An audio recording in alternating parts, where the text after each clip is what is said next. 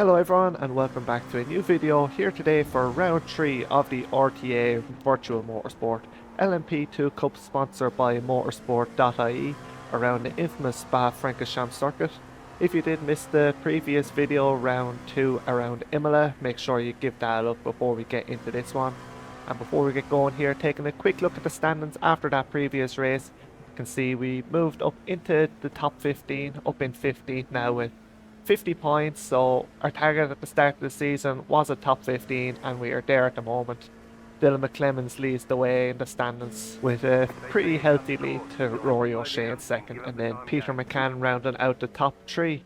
But us level on points with Tony Stack ahead and not a lot of points separating a lot of drivers down around the mid-pack, so hopefully they have a few good races, get some good points and maybe try and move up a few more places. But moving over to qualifying then here in Spa, starting what is our best lap in this session. My nose there in the background on the previous lap, just backed out of it towards the end. I was getting a bit held up, I thought, decided to let a few other cars past and just prepare to make a bit of a gap and try and get one good lap here now.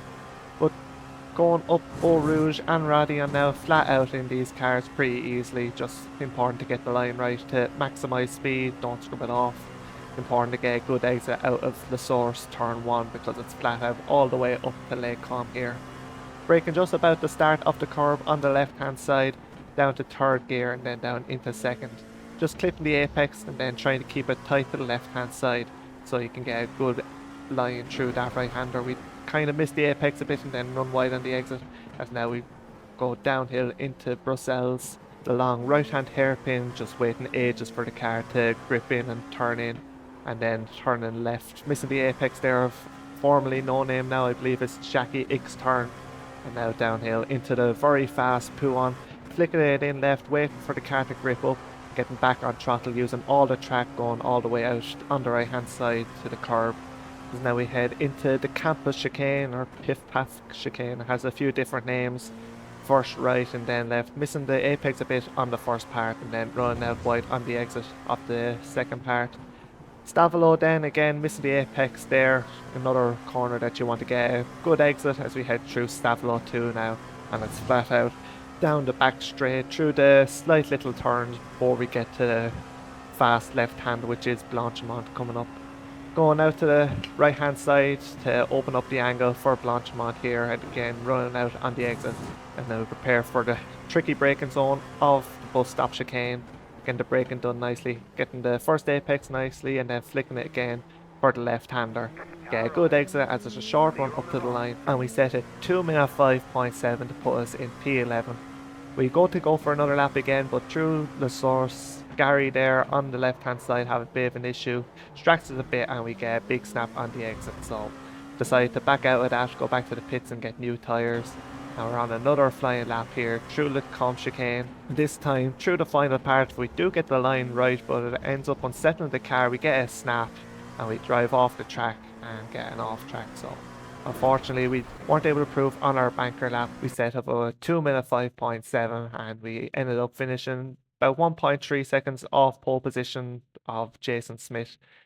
So for us it's pretty much where I think we belong, just nicely in the mid pack, and hopefully we can try and make up a few positions in this opening heat race. So making our way slowly to the bus stop chicane, getting ready to go green for this first heat race on the outside, and the leaders go, and it's really strange here in Spa because you can go, if you're the leader, just at the exit of the chicane and everyone else is still in the chicane and not able to get on the throttle as easy. So we did lose a bit of ground there to the cars ahead initially, but under braking into turn 1 we managed to close up right to the back of Brian McCarthy just ahead of us.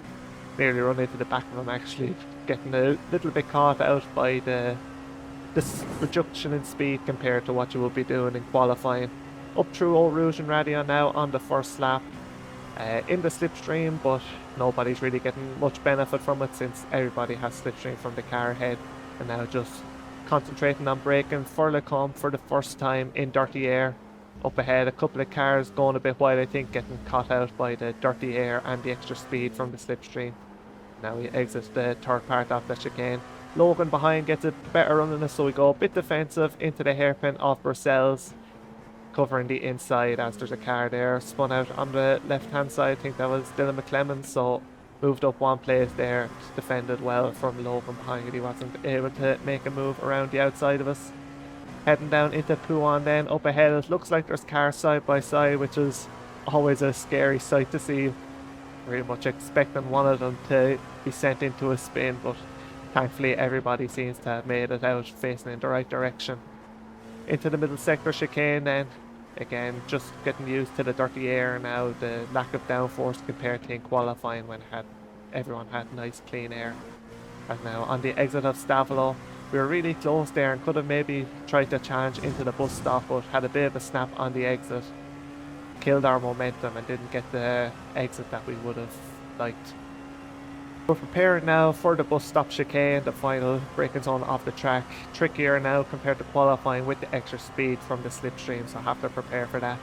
Braking a little bit early, Brian goes to the inside, so we have a little look around the outside, but try and go for a switchback, but that means that Logan gets a bit caught out by the line we were taking, hits into the back of us a small bit and sends us a little bit wide, and he actually pulls off to the right hand side there to let us back, which is very much appreciated. I don't think it was really necessary. In my opinion, even at the time, I thought that I might have moved across him a bit, which caused him to run into the back of me.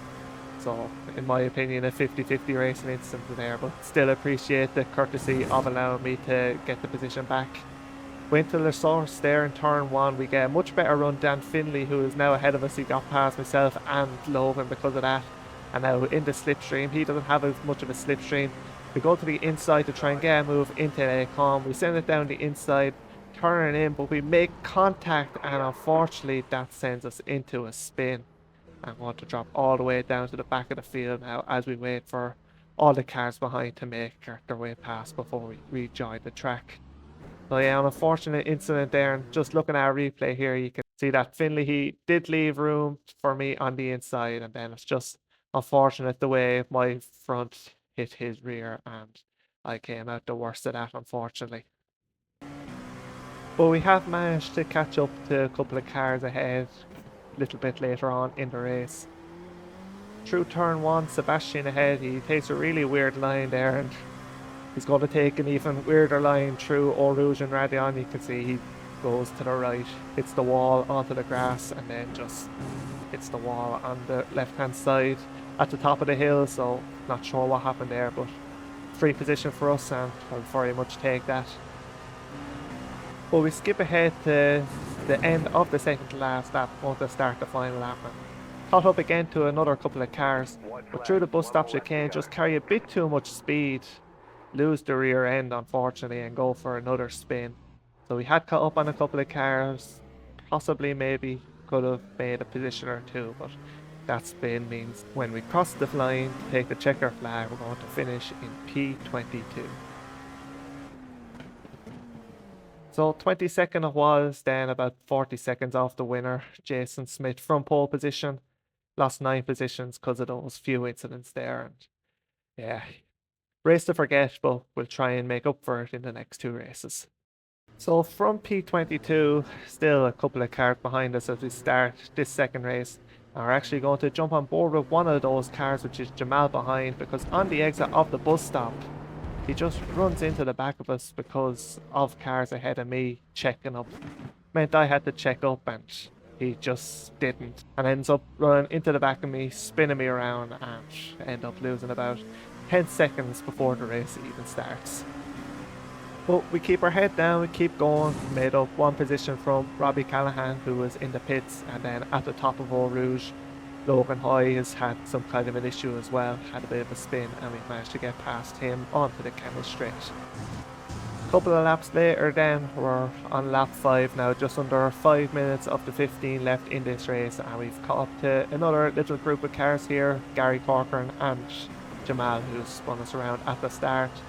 Heading into the bus stop chicane then, I was kind of thinking of having a bit of a move here, because I could see in the previous laps I was gaining a lot into the braking of this turn, but Gary defends the inside there, so we're not able to get a move. Tried to do a bit of a switchback to get exit, try and get past into turn 1 then, but couldn't do that. Then into the source, Jamal, he seems to lock the rears, spins into the wall. Gary and myself take a void in action. Gary kind of runs off the track and we run a bit wide as well, but managed to get 2 more positions there. And then about another 2 laps there, we've come up to another little group. This time, I think there's 4 cars in this group as we're going to start the final lap of this race. And unlike the last race, going on to the final lap, we didn't spin out, so there is a chance to try and make up a few more positions. Into turn 1, took a wider line here. I was trying to just get a better exit to try and have a run on the flat out section here, but don't really get that right. Don't get the best exit, and unfortunately we're pretty far back from Philip ahead. But through Eau Rouge and Radion, we do cut the top of the hill. Unfortunately, we get a slowdown penalty. We have a run on Philip and we have the slipstream. We're gaining, so I knew from practice and from qualifying that with slowdowns in this first sector you can kind of just keep going and they take care of themselves. So into Lake Com, we go down the inside. Luckily this time we don't make any contact. I managed to get the move done. That's now through the exit and down 2 Purcells. From that penalty we've 0.2 seconds but left now, and then through this right hander.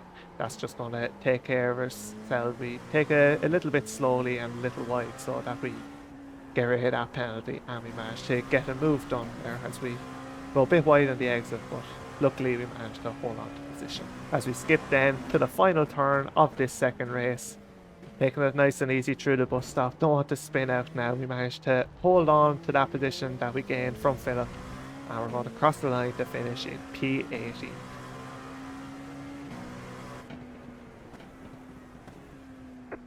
So Jason Smith wins once again from pole, with Rory O'Shea and Ronan Doherty rounding out the podium once again. Us down in P18, 4 positions up from where we started and about 35 seconds off the winner. And if you take the 10 seconds we lost right at the start with that incident, you're looking at around the back end of the top 10. And I know you can't really take that as where we would have been, because probably would have been some time lost with battling, but still interesting to look at that we could have possibly finished around where we qualified, and probably should have finished in the first race as well, but that's the way it is. Just try to have to make up for it and get some good points in this final feature race. And speaking of said final feature race, we're about to get going here, and hopefully we can get a better start than we did in the previous race. And on the exit of the bus stop chicane, we've survived that much at least. Haven't had the best start, big gap to the cars in front, but luckily not coming under any pressure from behind into turn 1. Take a narrow line to avoid any dives up the inside, and that gap that we did have to the cars in front, the concertina effect into La Sauce, has meant that we've closed up nicely and we are back within the slipstream of the cars ahead. Through Eau Rouge and Radion, flat out, even in the slipstream and the dirty air. And once again down into Lake Com, not really gaining a whole lot because everybody has the slipstream, just like in race 1 when I had cars in front of me. Braking really early, the cars in front then, and almost caught out a bit because obviously expecting cars to brake earlier with the closing up effect on the opening lap, but still almost caught me out there just how early I had to brake. Now down the hill into Brussels.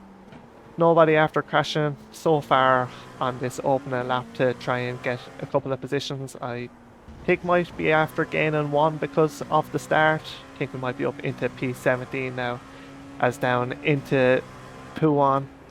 Robbie Callahan, who is much faster than me there, he's almost having a look into Pouan, but thankfully he thought better of that, and it's not really somewhere you want to be going side by side, as through that turn end ahead he went a bit wide, but unfortunately we weren't able to get the run on him into the pit pass chicane, as now we're going into Stavilo, just trying to focus on getting a good exit and possibly make a move on the back straight down into the bus stop chicane.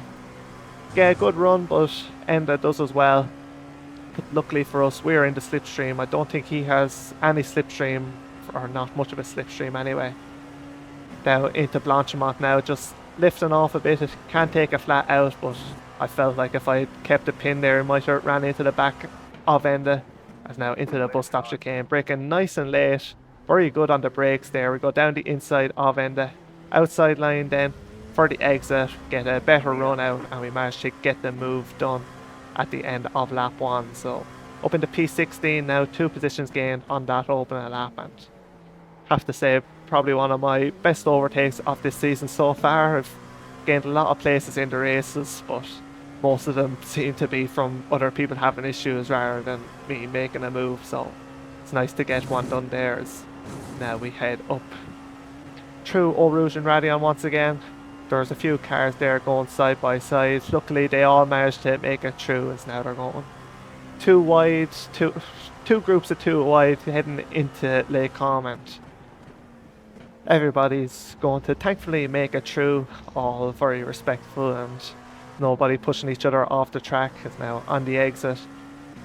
David's going to go for a move down the inside of the Bruxelles hairpin on Tony Stack, and I was hoping that Tony being offline could give me an opportunity to possibly get a better exit on the run down to Pouan, but I just skateboard a bit, bottom out on the curb on the outside on the entry into No Name, and that means we're going to lose not 1, not 2, but 3 positions on the run into Pouan there.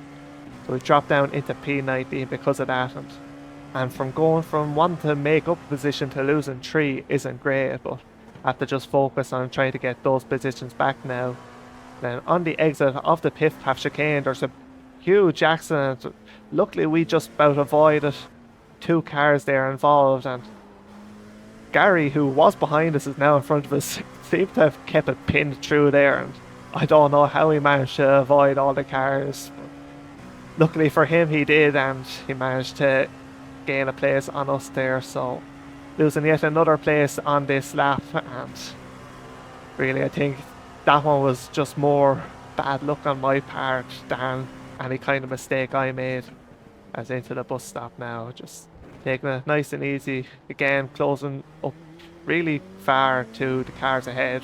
Seem to be very confident on the brakes there, as now into Les Sauce, looking to the inside, thinking about making a move, but not as confident on the brakes into turn 1 as I was into the bus stop, and decide to try and focus on the exit and make the move much easier on the straight at the top of Eau Rouge and Radion. So right in the slipstream now of Gary, keeping it pinned here, and you can see how much we gain up the top over the hill. So we want to pull to the left hand side.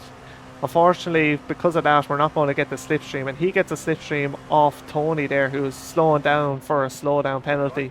And into the chicane, Gary, he brakes really early there. We end up running into the back of him, send him a bit wide, but luckily everybody keeps facing in the right direction, and then we just about keep ahead of Tony, who seemed to be the cause of that, you know, unintentionally, by taking his slowdown and just kind of distracted a couple of people, including myself, into the chicane. But on the run down into Pouan then, Tony's having a look down the inside, and luckily we keep it around the outside, don't make any contact, because any kind of contact there when the cars are fully loaded into a HE corner like that is going to end up with somebody spinning around. But things seem to be settling down now after that very eventful race, but I can tell you now that things are just going to continue to be exciting for the rest of this race. We skip ahead then to the end of that lap and the start of the following lap, and on the exit of turn 1, Logan has gone a bit wide out onto the gravel, so he gets a poor run and we get a good run out of the first turn. On the run up to Eau Rouge and Radion, we're side by side, and I'm not backing out, and neither is Logan. Leave room on the inside for him, he leaves room for me then over the top. We managed to go side by side and both survive as we now head down the Kemmel Straight. I have better run, it seems, and slowly pulling away, but Logan has the inside for Lake Com. On the brakes then, I brake late, Logan brakes late, and we both, I run a bit wider than Logan. He managed to stay on the track, gets the move done, and from me going off the track, Tony managed to get past as well. Make a little bit of contact, but nothing serious, and then cover the inside into the hairpin so we don't lose yet another place to Dermot Toomey, who was having a little luck there. So great racing between myself and Logan, very respectful, and that coupled with when he let me past in the first race after that contact has really made me think highly of him during this round. We got damage on the front end. So just listening there to what the crew chief said, you could hear that I do have a bit of damage to the car. I'm presuming it's from when I ran into the back of Gary into Lake Com.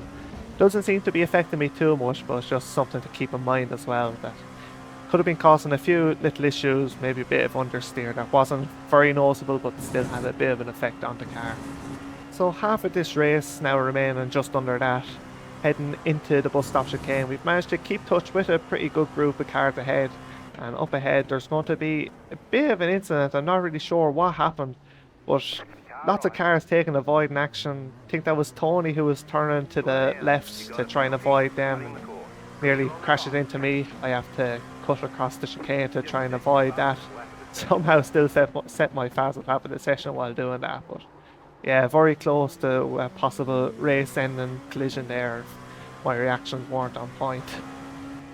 And after that crash, the pace really seemed to pick up a bit as there's a car on the right hand side, so we gained yet another position. But yeah, I think whoever was kind of dictating the pace at the front of that train before that incident was involved, and the train is starting to stretch out a bit, but luckily we're still within somewhat of touching distance of the cars ahead. And that was made even easier by the cars ahead battling a bit. We're about a second behind heading into the bus stop. We're in the braking zone. Tony ahead, he locks up, and yeah, I end up running into the back of him because he was so slow, and I didn't outbrake myself or anything into that corner, as now we've likely even more damage on the front of the car. But yeah, very strange incident there. I think he might have got cut out by the car ahead of him, locked up and went a bit wide and low speed, and yeah, they ended up crashing into the back of him, unfortunately. And after that, maybe it was a bit of a placebo effect, but I felt like I had a lot more damage, more understeer. I wasn't able to keep with Tony for the second last lap until he made a mistake into the first turn on this final lap, so we're right up behind him now and gaining on him down the Camel Straight into Lake Com. Pull to the left hand side to try and have a move, as up ahead there's contact between two cars and I couldn't see them, but they rejoined the track really dangerously there. They were in my blind spot because of that pillar, as now on the exit, my compromise line, I don't get a great run. PJ behind, we pull to the right hand side, go very defensive to try and keep this move, and he tries around the outside, but luckily we're able to hold position. Luckily for us, we managed to avoid it and into the bus stop chicane for the final time, have a bit of a moment there, but luckily we managed to hold our position, and we're going to cross the line to gain 3 positions on that final lap and finish in P13. But unfortunately, our run of top 10 finishes in the feature races comes to an end here in Spa. So it was 13th in the end, unlucky for some, but I seem to get a lot of luck here today, especially in that feature race. Up 5 positions from where we started, about 30 seconds off Peter Can, who did win ahead of Jason Smith, and then Rory O'Shea once again on the podium. Then looking at the standings after round 3, unfortunately we drop out of the top 15 down into P18, so lose 3 places there on 69 points, and yeah, after those first 2 races, 19 points over this round isn't terrible, but I feel like there was the possibility to do a lot better in this round than what we actually did. But that's it for this video. Hope you enjoyed. If you did, make sure to give it a like, and if you're not subscribed already, make sure you do that before you go. And until the next race, which will be at the infamous Le Mans circuit, a track synonymous with these LMP2 cars. Thanks for watching. See you then.